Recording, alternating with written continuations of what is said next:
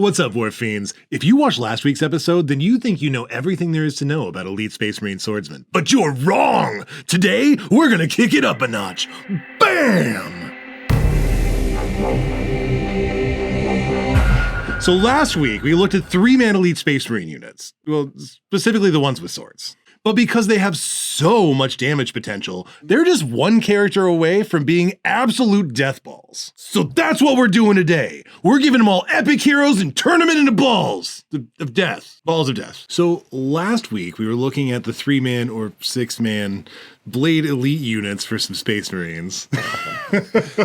And just as a reminder, we were looking at Blade Guard veterans in Gladius detachment with Honor the Chapter, which gave them which gave them lands. We were looking at Dark Angels, Wrath of the Rock! The Inner Circle Companions in Wrath of the Rock. We were looking at Head Takers in Saga of the Beast Slayer with Unbridled Ferocity for +1 to wounds. And we were looking at Sanguinary Guard in Liberator Assault Group, which gave them +1 attack and +2 strength on the charge with Red Rampage for Lance. Right. And the Inner Circle Companions did not use any stratagems. Yeah, the Inner Circle Companions didn't use any stratagems. I was still deciding that those stratagems were worth 50 points apiece. If you all disagree, I would love to hear your reasoning, because I did feel a little weird about that, but this is the best thing I could come up with based on my reasoning in the video that I forgot to look up. Full disclosure, we already asked this last video, but we filmed this before anybody got to say anything about it, so... Make your case here or there, and we'll accept either way. I really, really want to hear some people's input. I know it's all over the place, but if I had to use an average, what would it be? So we were like, who's the most badassiest big sword 3-man dude groups? But the problem was twofold. First of all, we mentioned that we didn't use Oath of Moment, which would literally have given everyone a 33% buff across the board. But also, we didn't give them any characters. Which, of course, it increases the number of possible permutations by about trillion billion. And that's, there's a stupid number of characters that you can pair with these guys. But I just figured if you have these elite units that are specific to divergent chapters, or I guess in this case, general chapters. In one case. Wouldn't you want to put these guys with some big bad from your faction? These are probably a part of one of your big Death Stars. Yeah, this is part of your big Death Star. So, like, what are you going to use in that Death Star? Okay, so last video was finding out how well they did when you buff them to the T's, I guess, if that's a term, with no characters. And now, given their unique character options, now who really is the most baddie ass? Yeah, so what we're going to do is we're going to give them one of the most badass characters we possibly can and Oath of Moment, and we're going to see what the hell they can do now. Can I speculate that the Blood Angels character is Dante? Dante? Yeah, you're right. I'm so excited and terrified to see what he can do. He's been the bane of my existence since I was a wee lad. Dude. Running around, you have the tiniest little Dante. Anyway, go ahead. Here's the question. Can you guess who's going to go with the Blade Guard veterans if I told you it was an Ultramarines character? If it were an Ultramarines character, probably, maybe, I don't know. How many Ultramarine characters do I know? Marnius Calgar. It's Marnius Calgar. Wow, cool! So, with the Blade Guards, I was like, we have to put in the chapter master of the Ultramarines. So we're gonna go ahead and add in Marnius Calgar. Big fist boy. And what he gives them is he allows them to shoot and charge after they fall back or advance, which means now they get advance and charge, which is pretty sweet. Wait. Could you spoonerize Marnius Calgar for me? Carnius Malgar. Thank you. Proceed. Okay. All right. So he gives them advance and charge, even if they're not in the assault doctrine, which is really nice. He gives them +1 CP in your command phase, so he's just a command point generator, which is going to be really, really nice. That's sweet. He comes with, that should say Honor the Chapter, not Horror the Chapter. So they're getting Lance. And the other thing is the Marnius Calgar comes with 2 Vicatrix Guard. Victrix Guard.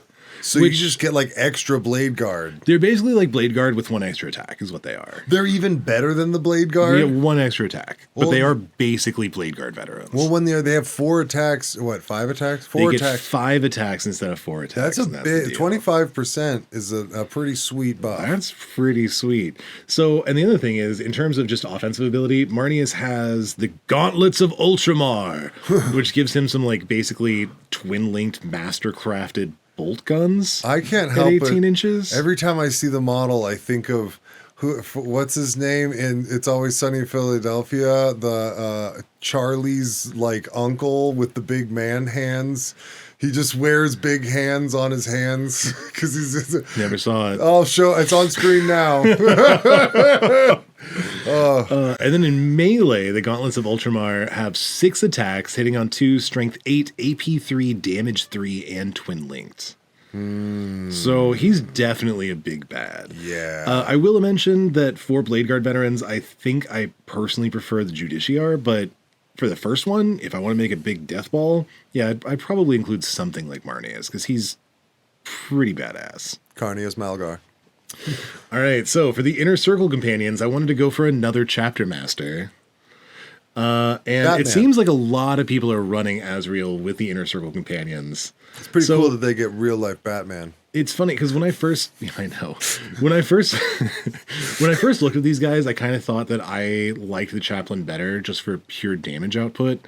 And I still think that might be true if I'm looking at just pure damage output, but Azrael actually brings a lot to the table. And after I did some analysis, I realized that Azrael brings a lot more to the table than I had previously realized. Because he gives the entire unit sustained hits, including his own weapons, in range and in melee. Okay. So that's not going to really work very well for the sweep attack for those guys because they already have sustained 2. But in every other case, like if you're doing the strike attack, now you get sustained and lethals, which is pretty nice. Yeah. What if sustained? Can someone make a case for sustained being cumulative? If you have 2 things that grant sustained 1, then you actually get sustained 2. What if you have sustained 2 and sustained 1? Do you get sustained 3? Most definitely. Most definitely. Wow. That's pretty brutal. The other thing to keep in mind about Azrael is he makes up for one of their biggest shortcomings, which is he gives them a 4+ invuln. Yes. So now... Azrael. Yes, because they're the only ones that were lacking in invul. Right. So with Azrael, now the rest of the squad gets a 4+ invuln, which makes a huge difference, especially if you're talking about 6 of them. Wow. So I feel like that is a huge buff. Also, you get a free CP every turn. Oh, which you can't use to buff their offense, unfortunately. Sorry, I might have said this wrong. He is generating a CP every turn. So if they don't use it, somebody else can. Oh, so it's not like use a free stratagem. It's gain a CP. Gain a CP. That's so much bigger of a buff. Yeah, absolutely. So for the squad... as I was looking at this, you are going to go fishing for 6s on the hits whenever you're going against something that you're wounding on 5 or better. Because for that squad now, you're going to get sustained and lethal hits on those swords. So if you're wounding on 5s, go fishing for 6s. On the hits, obviously. That's right, and they're strength 6 mostly. Yeah, strength 6. Also for Azrael, I'm assuming that you're going to be in rapid fire range, because if you're not in rapid fire range, then you're probably not getting your charge off anyway. Yeah. So I also had like a little bit of a weirdness with their points, because the squad costs 180, he costs 115, and then you generate a CP, but you're not using it.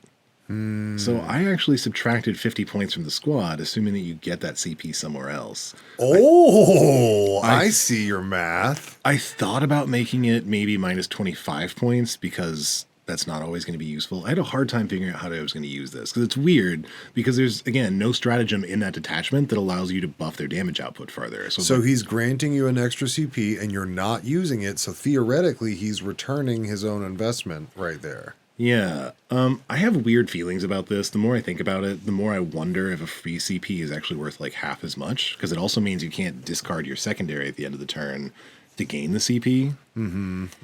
So maybe I went a little bit too heavy-handed on that, but I still feel like this is reasonable. It just seems heavy-handed because 50 points seems like a sizable chunk of this total investment. Like that like- feels like a huge swing in number Basically, and like, value. 1/6. Yeah, because everything else is 300, 300, 400, and then now we got 245 swinging in this mix. That feels heavy-handed, but I'm not sure it's inappropriate. I feel like you could make a case for making this -25, but I still feel like it's at least worth -25. Tell us how it should have been done. Yeah. For return on investment, if you gain a CP and you don't use it, how many points did you just get back worth? Exactly. So for Azrael, his ranged weapon, he's got the Lion's Wrath, which is anti-infantry 4-up and devastating wounds. And it's 2 attacks, hitting on 2, strength 8, AP 3, damage 2. So that's pretty nice. It's more than incidental firepower for sure. Yeah. And then he has the Sword of Secrets, which just seems so fitting for the Dark Angels. Everybody knows that this sword is of secrets. So he's got devastating wounds, 6 attacks, hitting on 2s, strength 6, AP 4, damage 2. So basically that devastating wounds is going to be useful in getting through invulns, not really going to be useful against anything else because his sword's going to go right through most armor. So what's the deal with the Dark Angels? They're kind of like they might be kind of chaosy. Like some of them have fallen, but everybody else wants to hide that fact. Yeah, they want to hide that. Like nobody in the Dark Angels wants anybody outside the Dark Angels to know that a section of the Dark Angels fell to chaos. But humorously, everybody and their mom knows. Yeah, everybody knows. Exactly. Everybody knows the Dark Angels. All right. For the head takers, I feel a little bit bad because this was the only case where I couldn't use the Chapter Master because Logan Grimnar is in Terminator armor and is apparently too good for the head takers. Oh. But as I almost used the Wolfguard Battle Leader because I really feel like it's a good pick here. But I really wanted to use a named character just because I thought it would be more fun and more fitting in with the rest of these units. Right. So I chose Ragnar Blackmane, who used to be pairable with the Blade Guard, but is no longer pairable with the Blade Guard. He is now only pairable with the Head Takers. He's also the main character of the Space Wolf novels. Did you know that? Really? Yeah. That guy? Yeah. I read those as a kid. I did too. They were really cool. Hell yeah.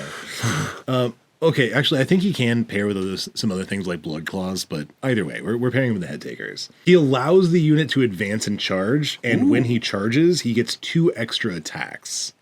So he ends up with 10 attacks at strength 2, hitting on 2, strength 6, AP 3, damage 2. Wow. So he doesn't really buff the squad, he just does a bunch of damage on his own. Okay, interesting. So what I was saying was the alternative is you could have given them the Wolfguard Battle Leader, which would have given them sustained 1s, which essentially would have just buffed their output by 25% because they're hitting on 3s. Gotcha. So that's what you were saying about you wanted to use a named character. So instead of using the Battle Leader, you went for Ragnar. Yeah. Actually, it would be less than a 25% increase because we're also giving them Lance from the only against vehicles and stuff. That's true.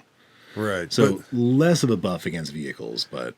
Yeah, but okay, and I think that means we need to integrate an intangible, which is that, again, he's increasing the likelihood that you get where you're going, and all of that occurs before these simulations would have. So Ragnar's here to make sure you get where you're going. And then do a bunch of damage. Yeah. So the other thing to mention with them is whenever they're going for vehicles... Wait, let's see. Fish for 6s to hit against vehicles, both with the pistols and with Frostfang. Frostfang! So the rest of the squad, because their heavy bolt pistols now have lethals, you fish for 6s against vehicles. Right. So the only thing that are fishing are essentially him with his close combat weapon and the rest of the squad and him with their bolt pistols. Okay. I love to imagine that there's some person inside the Space Wolf chapter that's like trying to think of all the ice themed and cold themed titles they can give all the like for Frostfang, cold tooth. What else we got? We got icicle breath. So what these guys are going to get is they are going to get Lance against characters and vehicles. They're going to get What these guys are going to get is they're going to get lethals against characters, vehicles, and monsters, and they're going to get +1 to wound from their stratagem. And then Ragnar was 90 points, so that brings the cost of the squad to 310 points. Are you allowed to have +2 to wound? Does +1 to wound stack? I don't think it does. What if one is +1 to wound and one is lance? They're still technically both because lance wound. gives you +1 to wound, so you wouldn't be able to. So stack it technically doesn't qualify as a different rule. I think it's specifically hits and wounds can never have more than +or-1. Okay. Mm-hmm. Yeah. And then finally, for the Sanguinary Guard, we're going to go ahead and add Dante in there. Yep.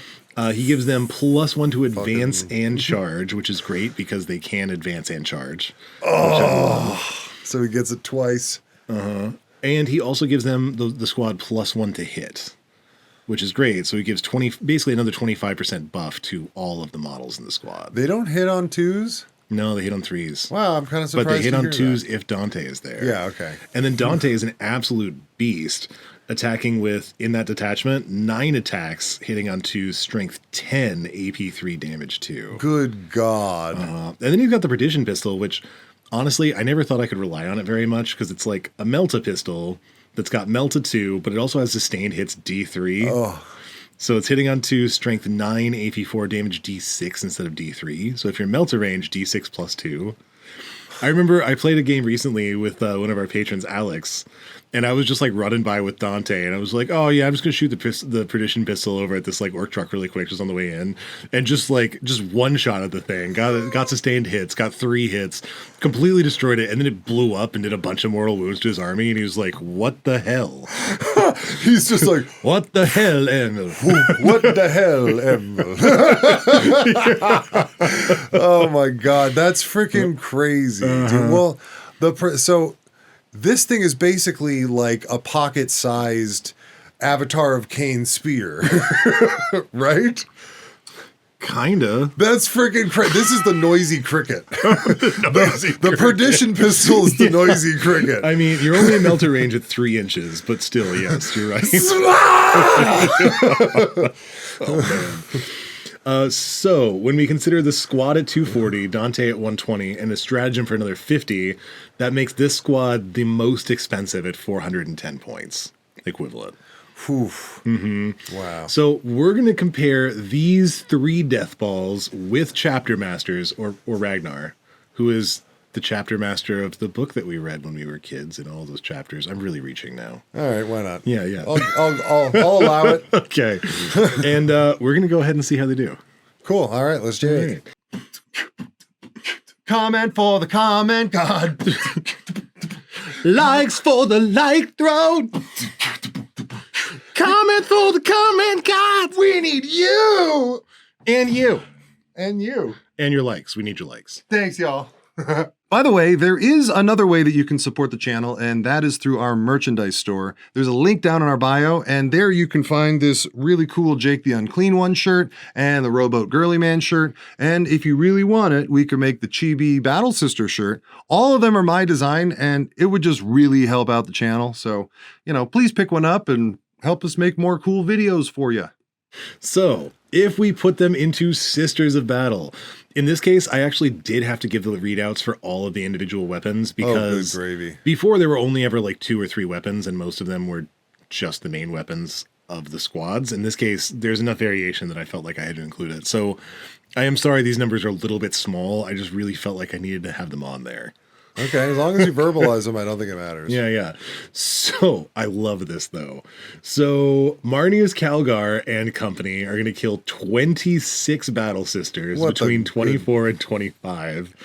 And if they manage to kill all of those, then they have a kill to investment ratio of 0.76. You can't get your return on investment with that. Probably. Honestly, it's going to be an issue with a lot of these. They're just sweeping them aside. Yeah, totally. The Inner Circle Companions and Azrael are doing significantly less damage, but it's more Batman. kills. Yeah, okay, The fine. Inner Circle Companions and Batman. Are killing 32 Battle Sisters between 29 and 35 with a kill to investment ratio of 1.38. Woo-hoo! Which is real nice. How many is that? 40 damage. Yeah, 40 damage. 32. Why is it 40 dead? damage but only 32 models killed? Because some of those are still damage 2 and damage 3 weapons. Oh, that's right. Mm-hmm. If we are looking at Ragnar and company, we are killing about 28 between 25 and 30 slain models. The picture in my head is mayhem. Just oh yeah, it's just Sauron at the beginning of Lord of the Rings. It's absolute mayhem. So kill to investment ratio of 0.95. And finally, if we are looking at Dante, he's doing the most damage. 60 damage, but only 30 killed models. Oh my god. Between 28 and 32. That's not a number that appropriately fits into this channel. I know. And again, the Blood Angels are not going to use the stratagem because they're already wounding on 2s. Strength 8 against toughness 3. Wow, so their kill investment ratio still ends up being pretty good. 0.9. Honestly, the worst one is 0.76 with the Blade Guard. Wow. They are the worst performers, and they are just absolutely destroying these things. Although, once again, I feel like there's an asterisk on the return on investment for all of these, since you're not going to find a squad of 35 fucking battle sisters. Well, you also have 7 models in all these squads. You might be able to span 2 squads. You could potentially kill 2 squads. And it could also be used to describe what you're doing when you only have half-size squads. You can kind of get a sense for it. Totally. This is not for you to get precise numbers. This is for you to get a vibe. Yeah, especially in this presentation, because we're going to overkill a lot of these units. Yeah. Mm-hmm.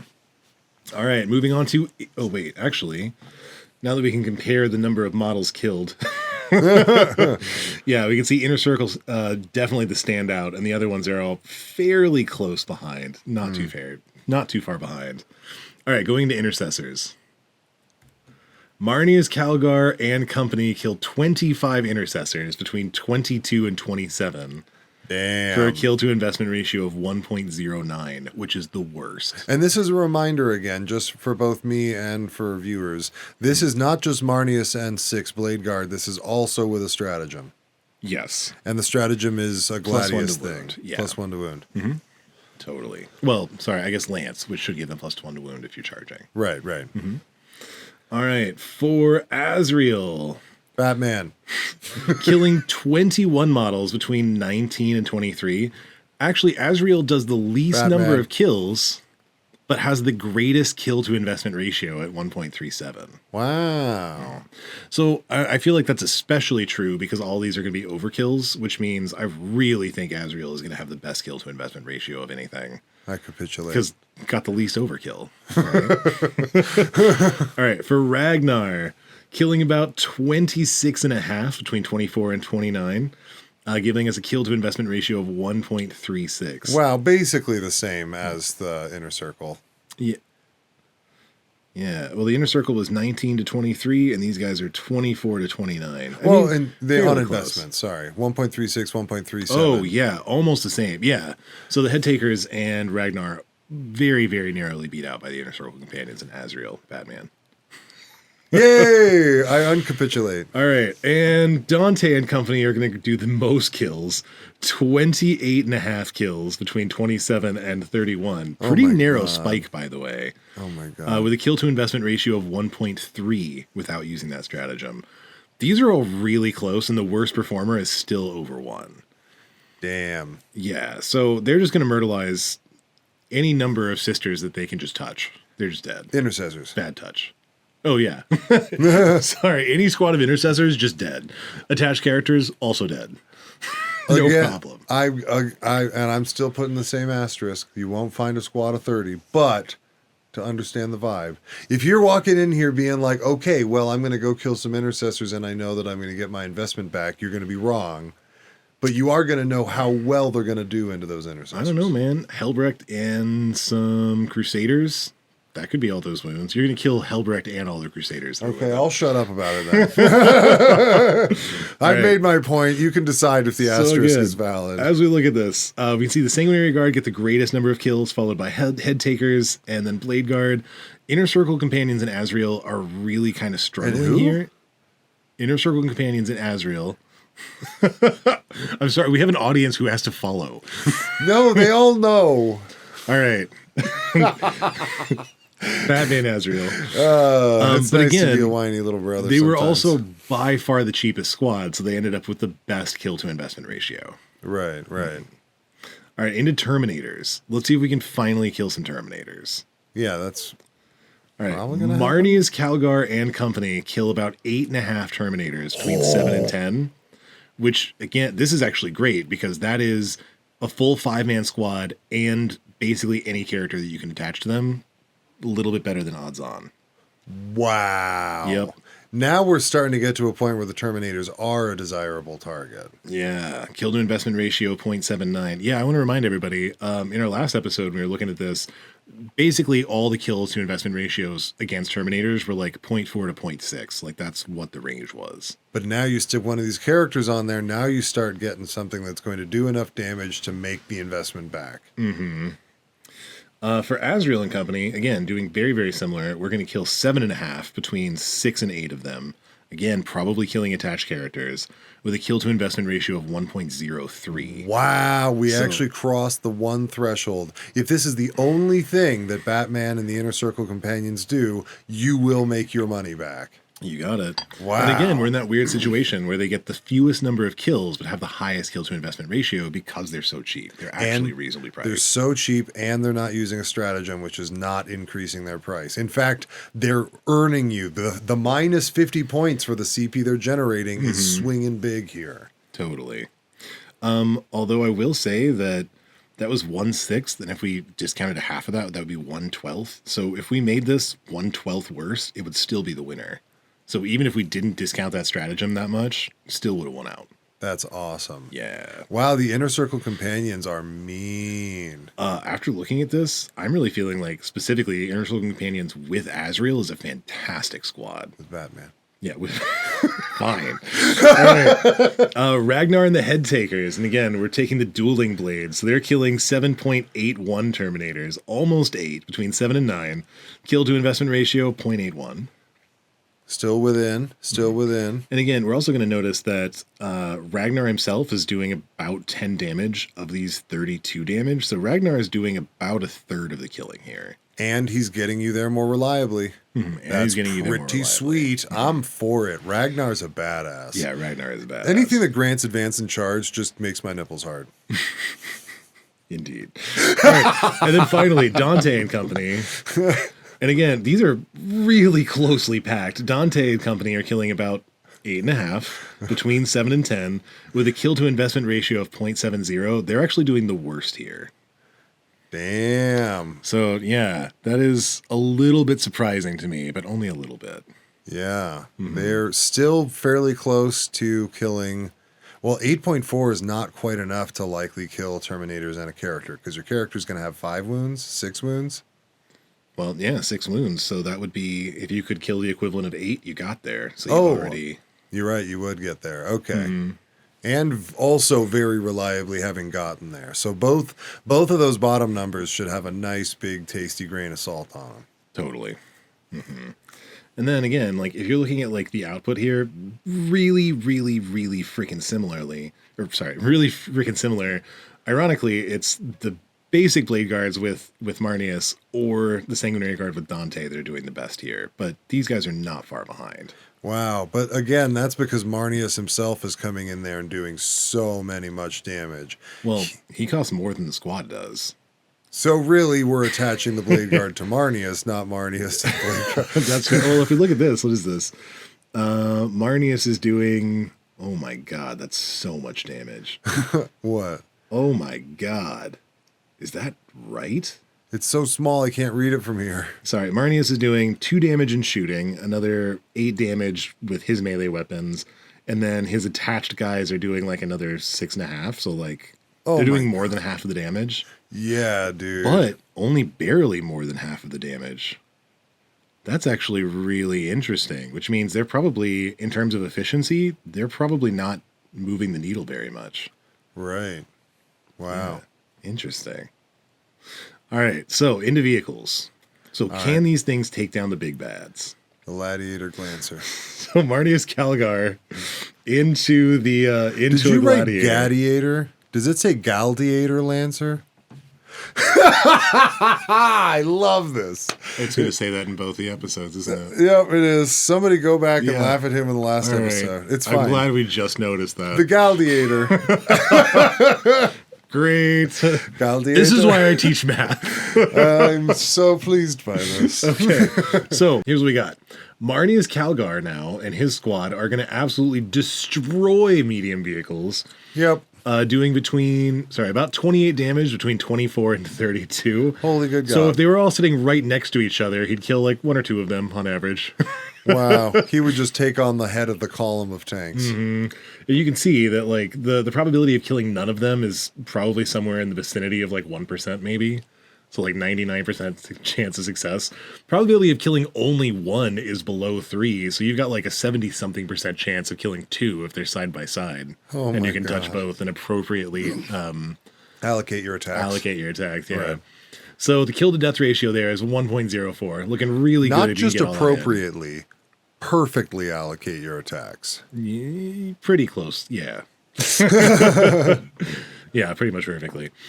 Inner Circle Companions and Bat Azrael. Not doing quite as well, but again, we got a much cheaper squad. Doing about 24.5 damage between 20 and 29. Again, you've got much better than a 95% chance of killing one. With a kill to investment ratio of like 1.34. So the lowest amount of damage, but doing pretty well in terms of the kill to death ratio, just because of how cheap that squad is.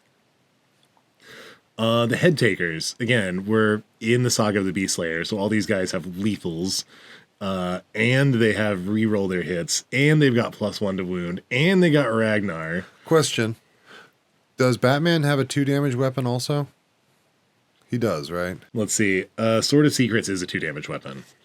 So, head takers doing 32 damage between 28 and 37 with a kill to investment ratio of 1.39. So they are the winners here if you can allocate all of these wounds appropriately. And again, I'm noticing of those 32 damage, about 10 of them are from Ragnar. So maybe a third.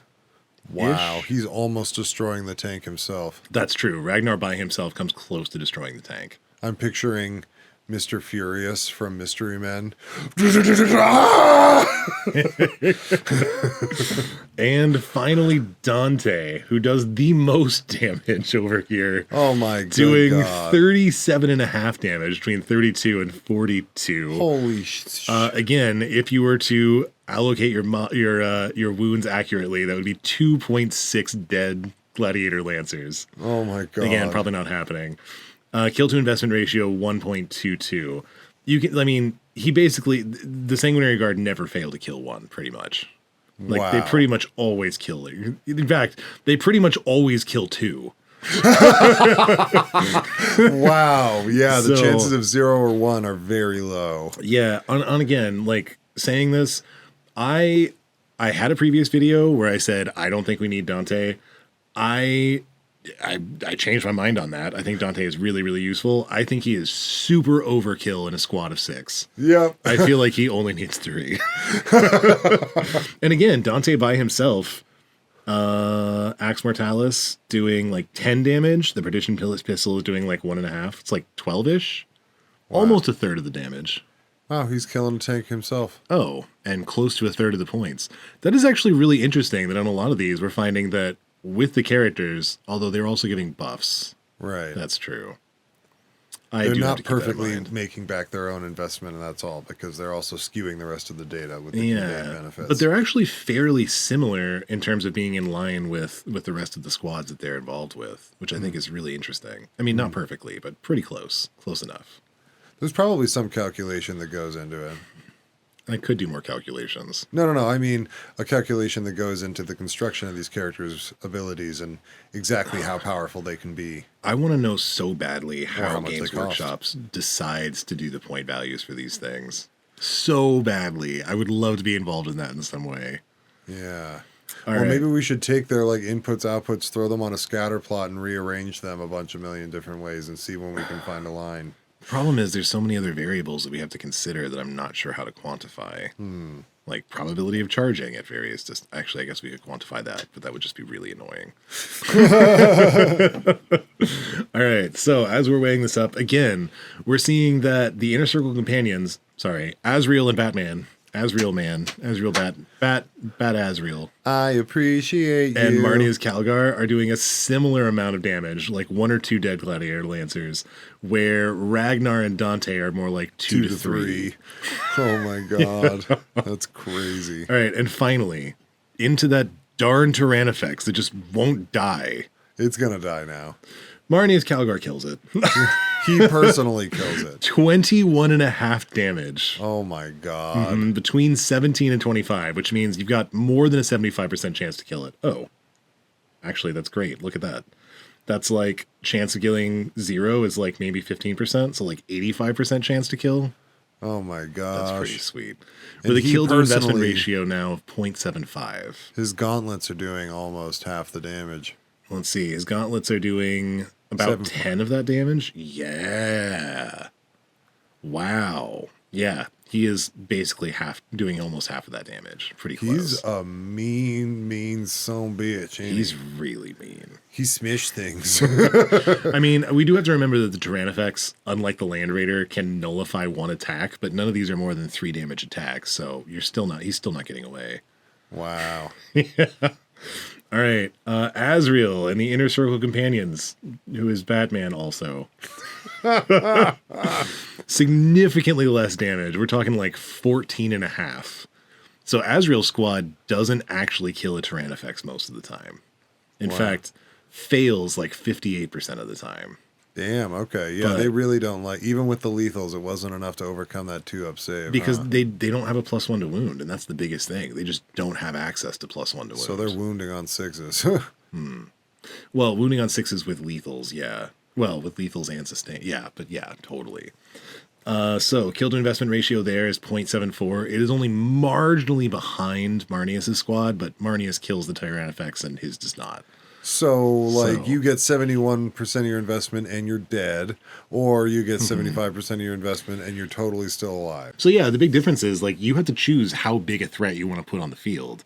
So if you're going after smaller targets, like Asriel is going to be the way to go in a lot of those cases. As we saw. Commit! Batman! Sorry, Asriel. Oh, I'm committing to okay, Asriel. fine. You've committed to Azrael, and we can agree to disagree. Asriel never actually becomes Batman, though, does he? Yeah. Oh. When Bruce Wayne retires, Azrael takes over the throne, and there are comics about Azrael Batman. Oh, why did I think he had a different name? No, he's legit new Batman. Oh, okay. Anyway. But yeah, so if you're going to something big like this, you need something big that's going to take it down. I'm like sorry. Marnius Calgar. I think it's when after who's the secondary? I'm sorry. I When haven't read first far enough into Robin, Batman, so when I don't know. after oh no, it's tertiary Robin. There's so many Robins. They all got killed by Joker and stuff, and turn into villains. It's crazy. Anyway, this is all very important for everyone to know. Go on. Right. Different universe. Actually, Leave same universe, different time. You better leave it in. Okay. Not all of it. Anyway. All of it. Okay. Fine. All right. Ragnar and the Head Takers doing 23-ish damage. 22.5 damage, between 18 and 27. Pretty similar to Marnius Calgar, but with just a little bit narrower, a little bit wider of a spread. But yeah, kill to investment ratio 0.92. They've got like an 89% chance to kill a Tyrannifex. Wow. Looks These real are all good. pretty significantly certain numbers. Well, except for Asriel. Asriel's not going to kill it. That's true. I'm sorry. Excluding the Inner Circle And companions. Dante and company. Okay, they smish the crap Yeah, out they of just it. myrtleize it. They're doing like 28 damage between 23 and 32. Oh, good God. Kill to investment ratio is still 0.85, so it's second best. That's actually pretty good. Mm-hmm. Yeah, but Wow, they did second best after the Head Takers, but then Head Takers have so many crazy things going on right here. and again, I mean, if this is If your they were quarry, your quarry, you would be even way crazier. but again, if you were taking the shields instead of the dual blades, not quite as good. Although, if you were taking the shields instead of the blades and it was not the quarry, you'd still be doing like 14, 15 damage. Really? Mm-hmm. Wow, because of their detachment roll, right? Oh, wait, I take that back, because that would not affect Ragnar, which means you'd probably be doing more like 16, 17 damage. You'd probably So- still kill it. So with the shields, Yeah, you'd probably still kill it even if it wasn't the quarry. Damn. Yeah. Damn. The head takers are mean. They really are. But again, it is such a hard choice to decide how you're going to run them. I feel like that is the biggest question mark in this presentation as far as I'm concerned. Like, the head takers and exactly how you're going to deal with that. Because it makes the 4-up invul is so hard to quantify. Mm-hmm. It's such a big deal. I will mention, though, I mean, if you put the Wolfguard captain guy in there with them, though, I mean, if they get sustained hits, that's going to improve things quite a bit. Yeah. It still won't be as good as 2 extra attacks, but it still won't even be as good as 1 extra attack now that I think about it because of the lethals. Right. Yeah. All right. So, as we're weighing these up, we're seeing that the Inner Circle Companions and Azrael are the only ones that are not basically guaranteed to kill one. And the Sanguinary Guard are going to kill 2 or 3. Wow. Mm-hmm. And then our lines are there because 1 or 2. 1 or 2, not 2 or 3. And we have lines here because our interquartile range is all landing within 1 value, which is 1. The 25th percentile and the 75th percentile were all at 1 kill. Gotcha. Totally. So most of the time they kill 1. You got it. Yeah, so all these squads will absolutely wreck things, with the exception of Azrael's squad, just because they really don't want to be going into anything toughness 10 or bigger if they can help it, just because they're going to be wounding on 6s otherwise. They have no access to +1 to wound, which is really, really rough. So they want to be going more into like elite infantry and light vehicles. Very similar performance across the board. Honestly, we could see little variations, but they were stacked on top of each other pretty well. Even though we were looking at subtle variations in their damage output, they were not actually that far apart. Who was that? All of them. Oh, all of them were actually pretty close. Except for when we got to the really tough stuff with Azrael. But even then, they weren't that far apart. You know? Can we go back? Can I see what the points efficiency was for them against the Tyrannifex? It is 0.74. Yeah, that would still be, I mean, like... Again, you need to kill stuff. You can't just look at the numbers. You can't just look at the numbers. And your theory of you get to save the rest of the squad and do more with them seems not likely if they're standing next to a T-Rex. So, well, if they kill it, or they can wrap it. But they're not likely to. Look at that. And it's not going to fight back very well. That's a good point, actually.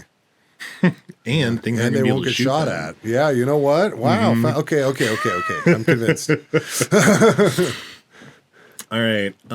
Azrael's squad might kill the fewest models, but just because they're really, really points efficient and cheap, they do pretty well just in terms of points efficiency. It's just their cap on the maximum damage is just lower than the other squads.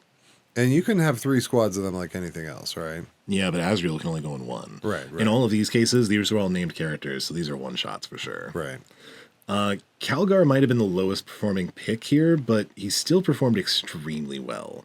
So, and again, I say he's the lowest performing. I mean the lowest performing in terms of points efficiency. So just make sure that whatever you're sending him into is a big thing you want to kill. Right. Yeah. Dante's squad has the most raw output, but he also costs the most, and you have to be really, really careful with them. Because if you lose that squad, that is a huge point investment to lose. And it's weird because I was talking about this actually with you recently about how like 10th edition was supposed to be less lethal, and Sanguinary Guard are hands down the most durable of all of these squads. But I mean, I lose whole squads of Sanguinary Guard with captains in single turns all the time. So like, no, I mean they do get focused down, but my point is like they're still dying a lot. Usually after they've killed something. Yes, if I've done things correctly after they've killed something. Because you move 12 inches. But again, as we saw with most of those graphs, they need to kill more than just something in order to make their points back. In almost every case, they can't afford to just get 1 kill. You're right, a Dante and a 6-man. Well, especially a Dante and a 6-man. Because your 6-man is doubly expensive, is more than doubly expensive. And as you pointed out, sort of overkill. It really, Dante for that reason should be run with a 3. Yeah, well, what I've been doing 3-mans with Dante just to have like a big damage dealing unit, and then a 6-man with a captain with an enhancement, usually to give him fights first, which is pretty nice. Ridiculous. But, you know, it was funny because when I made that last video, it was like, which one would you choose? And now I'm like, both. You pick both. You always pick both. And then the last one is head takers are incredibly competitive, but they really need to either have double blades, or they need to attack their quarry, or they need to be in a transport. Like, I feel like the head takers are great performers, but I feel like they are the most delicate in terms of like how you have to play them in order to make them work well. Right. Plan out the way that you intend to Which use is them. honestly probably my favorite thing. I love things that have like really high potential to do well, but if you mess up in any way, like you're screwed. Like, I love that. Stupid elves. Yep, that's me. The elves are so rough. Dumb elf. So, with that in mind, I really want to get Dante on the table, so I need to finish painting him so I can show all y'all. Are you finally going to paint him now? I Yeah. sculpted him a giant base, so his tiny little nickel-sized Dante gets to be as tall as the newest. So he's standing on huge rocks. He was literally the very first metal model I ever bought. I had like a couple of Space Marines, and I was like, but I need a captain. And so when I was like freaking 11 or 12, I've had this model since I was 11 or 12 years old. Oh my! Well, you have to show it right now. We're going to show a before right now, and then you'll finish it. All right. Here's the before. I'm going to show you the before on one of these videos, and hopefully the after before the second one comes out. We're going to find out. Do you want to see it? Tell us. Yeah, tell us. Please tell us. All right, y'all. Let's go paint some minis. Let's do it. Bye, Warpeens. Bye. Bye, you Thank you for watching another episode of WarpHammer Math.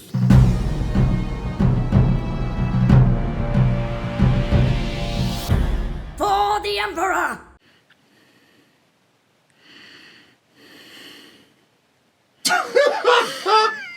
You get a character. Pow! You get a swordsman. Bam! You get a stratagem. Sabowie! And at the moment. Comment for the comment guide. Yeah.